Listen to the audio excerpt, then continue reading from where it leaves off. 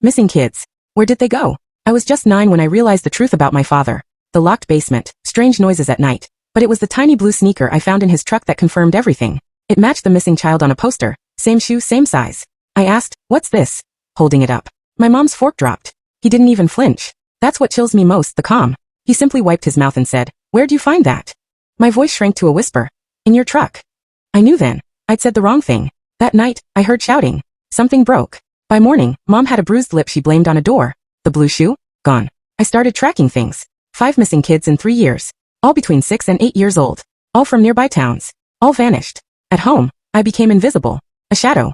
A spy. It took weeks, but I made a copy of the basement key. I waited for the right day. Dad gone, Mom sedated. The stairs creaked. The air was thick, damp, metallic. No kids. Just concrete, a floor drain, and a heavy metal cabinet. Inside, Polaroids, small faces staring at the camera. Maps, trails marked with red XS. I was carefully putting things back when I heard his truck outside. He wasn't supposed to be home.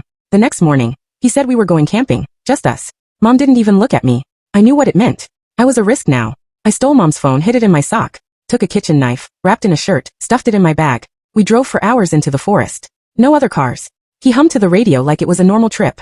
But I knew, this was the end for me. As the sun faded, he built a fire. "Beautiful out here, huh?" he said. "No one for miles." The words slipped out. "Why did you do it?" He didn't even pretend. "Some people are just born different," he said. "With needs."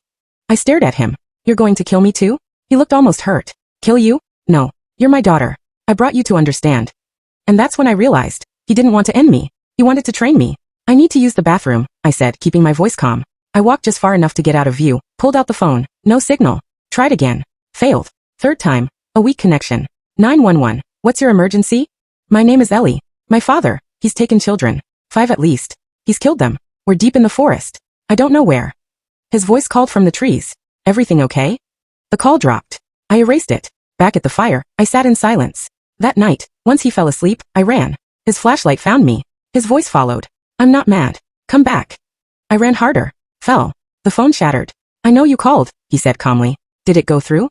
I stayed quiet, gripping the knife. 5 minutes, he warned. "Then I'm coming." His footsteps faded. And then, sirens. Blades. Helicopters. I crawled from my hiding spot and waved wildly. A spotlight swept through the trees. It found me. I collapsed in the shape of an X. Easy to spot from the air. Mom swore she had no idea. Now I live with my grandmother in another state. But sometimes at night, I swear I still hear the basement door creaking open. I remind myself, he's never getting out.